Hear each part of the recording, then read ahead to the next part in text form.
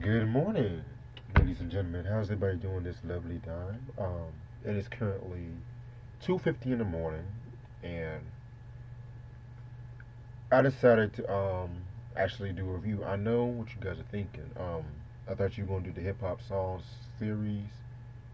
I know that's what I originally planned, but I had to free some space up on my camera because some of the videos I've been doing for that, the camera ran out of space. So I was like, while I'm trying to clear some shit out of my phone, I might as well just do catch up on the hip hop review.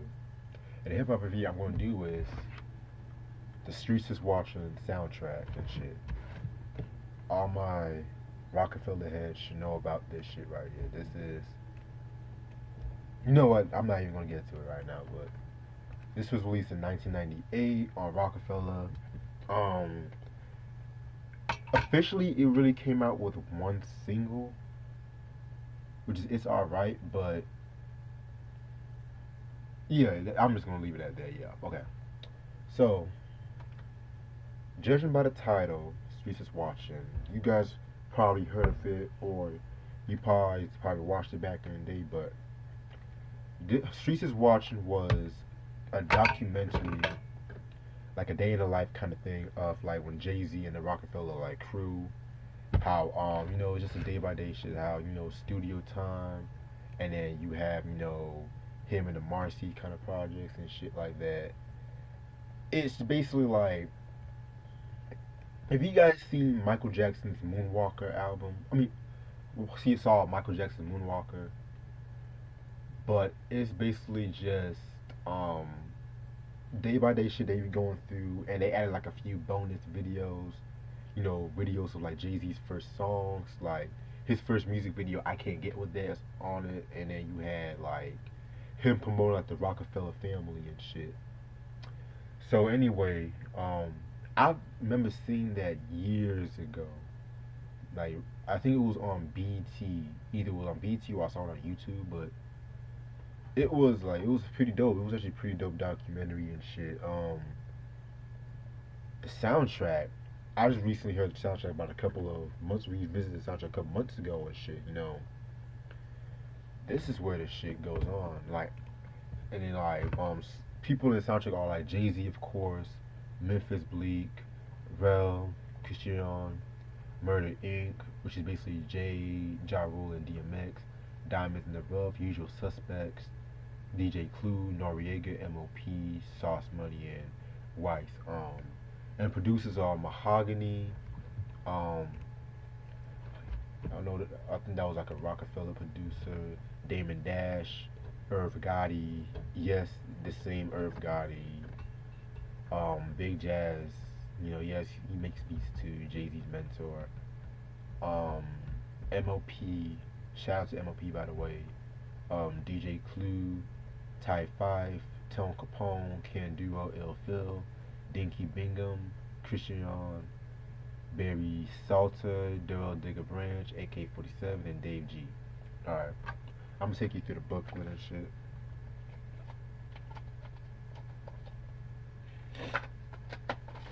Yeah, so this is a dope album cover, him just holding the Speeches Watching sign and shit. Oh, by the way, I know you guys are wondering why I'm reviewing this album before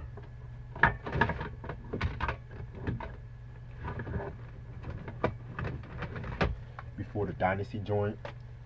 Well, I'm gonna do it for two reasons though. For one, this album was actually re- released before the Hard Knock Life album and shit like that. And so basically, like I previewed on one of my CD collection videos back in the day. I mean, not back a couple weeks ago and shit. That, and I was going to talk about this album and stuff. And in a way, I kind of feel like this album is kind of like a precursor to the Dynasty joint, because if you guys know, the Dynasty album, the original intention was to introduce or broaden the mainstream appeal of the Rockefeller artists. This album, in a way, kind of did it, with like the first, in my opinion, like the first generation, and because like Memphis Bleak, he was always there, but you know, cats like Rel, Christian, the Murder Inc. crew, no, I mean not Noriega, White, Sauce Money, yeah. So that's one I think I want to put it out there. So, and I'm definitely going to review Dynasty joints, so stay tuned for that one. Yeah, this picture of Jay Z right here, and like right up there, you know, it's the Rockefeller crew at that time. Then you had Sauce Money, Memphis Bleak, The Rangers, DJ Clue, Diamonds in the Rough, and Rel. That's another classic pick right there. And I loved when the artists did this shit back in the day, like how you had the little fan clubs and they'll give you like all these clothing and shit like that. You like gear and shit. I wish artists would do that shit again, but it is what it is. So, and so like right here you have production credits. So, okay. So this album has 12 songs. Let's do this. Track number 1 is Alright featuring Jay-Z. That song is Jay-Z and Memphis Bleak. One of the craziest joints I've ever heard from Jay and Memphis. Like, I don't hear many people mention that song when it comes to like their collaborations, but that joint right there was so ill. Like them just spitting bars going back and forth, and then they flipped that Talking Head sample like. And I would never thought like Talking Heads, you know, would make like a dope hip hop sample and shit. And yes, you know, even though this song was kind of released, had that like Bad Boy Syndrome kind of song, it's still passable because it's still like a banger and shit. So, nice way to start off the soundtrack. Track number 2, Love for Free. That's actually the Rel song featuring Jay-Z. For those of you who don't know who Rel is, he was I believe not the first. He was like he's R&B singer from South Carolina that signed to like Rockefeller I think back in 96, 97. This was supposed to be like his lead single, like his breakout single and shit like that. And The Remedy was actually supposed to come out in 97, but if you guys know about like Rockefeller Def Jam, they are notorious for like pushing albums back and shit like that.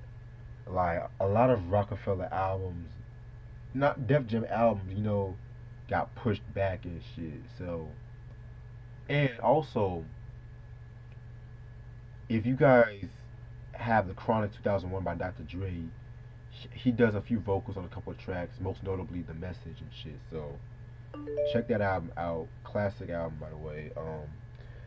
And other than Love for Free, very dope song, very smooth, kind of joint and shit. Track number 3, Only a Customer. That was also, I believe, on the Dangerous Mind soundtrack, and Jay-Z released that song on the S. Carter collection. Love that song right there. That's another banger right there. I loved his flow on that song and shit. Very cool song. Who produced that joint? Let's see who produced that joint. Irv Gotti actually produced that joint. Yeah. And that's the thing about Irv, I gotta give him credit for. Towards like the mid to late 90s, his beats would range from like dark, grimy, to like, you know, but if he was to make like a very like commercialist beat, it still sounded dope without sounding like too cheesy and shit. As opposed to like the R&B flavored hip hop that was taking over his label like by the 2000s, but that's another story for a different day. Speaking of Murder Inc., track number 5, Murdergram, that featured the Murder Inc. group, which was Jay-Z, DMX, Ja Rule.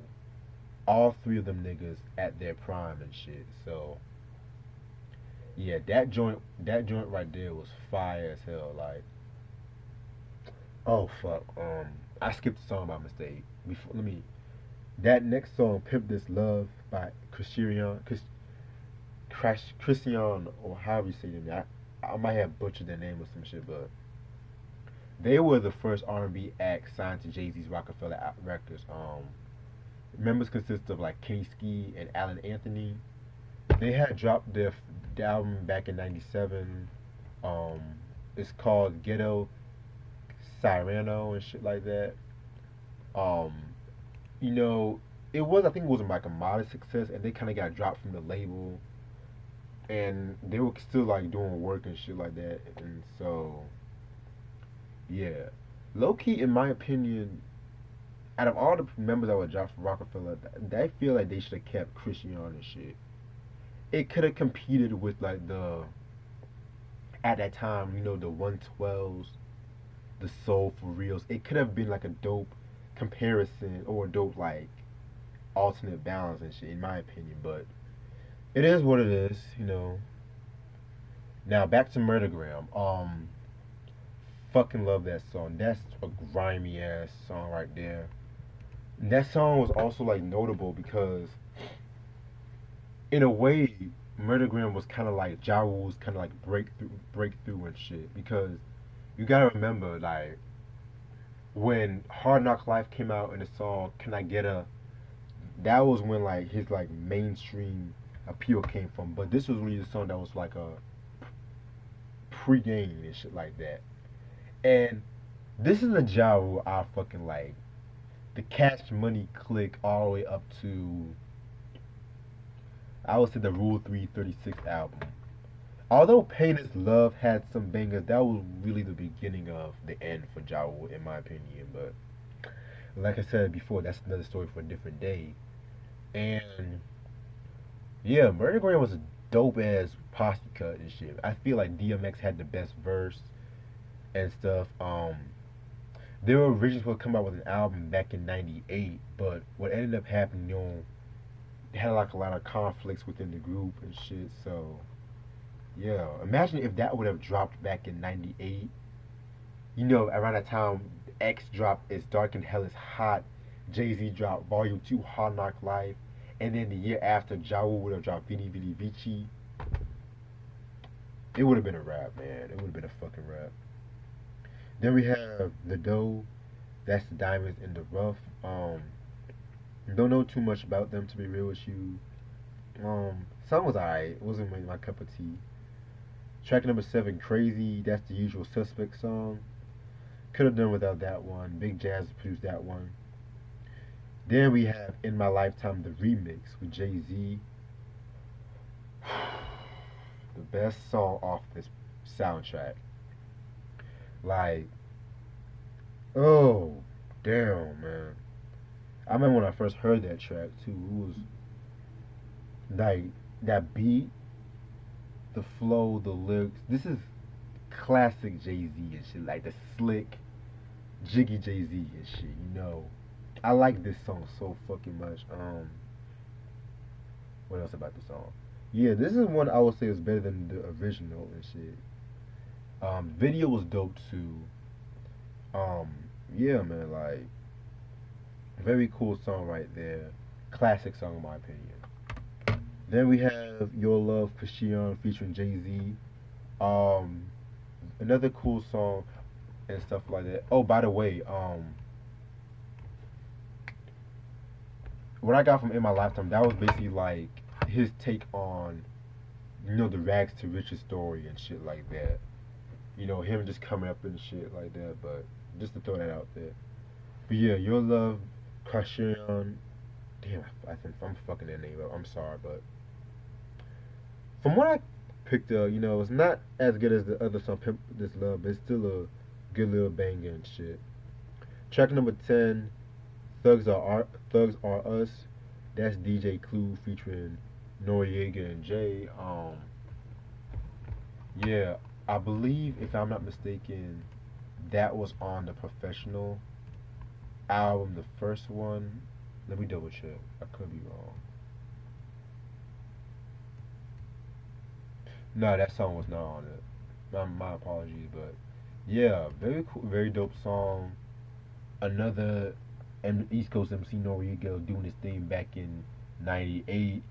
Coming off, the War Report, basically him and Tragedy doing that War Report album while Capone was in prison, and then dropping his first solo album of that year too. So Yeah, '98 was a dope year for East Coast hip hop, like on some real shit.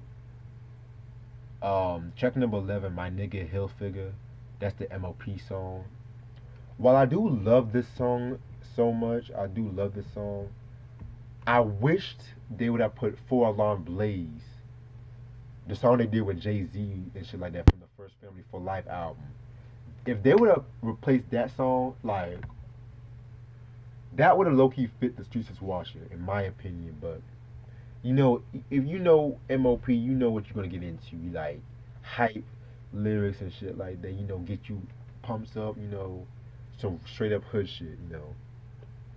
Then track number 12, last track, Celebration, which is basically like a ugh, Rockefeller posse cut. That's Jay Z, Memphis Bleak, Sauce Money, and Rise from the Rangers and shit. Yeah, Rise from the Rangers. I mentioned them before on the Volume 2 Hard Knock Life review and shit like that. That, in my opinion, another slept on track and shit like that. Dope Rockefeller posse cut. Sauce Money stole the show on that track. Like fucking Sauce Money, in my opinion, very slept on in my opinion. Like check out the Middle Finger You album and stuff. You won't regret it and shit. I need to get my hands on that, but that album was hard to come by. I think it's out of print if I'm not mistaken. But yeah, and Memphis Bleak actually said that was his favorite um B side. I think his favorite B side that he's ever taken part of and shit. So yeah. Altogether, you know, I consider like this album to be not only contain like some of Jay's best tracks, but some of like the best songs to come out of the Rockefeller label and shit. I'm dead ass. Like this soundtrack, although it's like a soundtrack, it still has bang after bang after bang and stuff. Like this was when Rockefeller was on the come up and stuff, you know. Like production on this album, he has some of the East Coast's finest, like Jazz and Clue and you know things of that nature. Irv Gotti at that time and shit like that. And yeah, man, like this was a very cool, dope album. You know, if you're a if you like Rockefeller, especially back in like the late '90s and shit, you have to own this album. No question about it. Yeah, I believe this album is actually out of print, by the way. So, yeah, I wish they need to re-release the Streets is Watching movie too, but I doubt that's gonna happen in the future. They need, but yeah, it's gonna happen. I doubt it. But yeah, Streets is Watching '98 must have in your collection. Peace.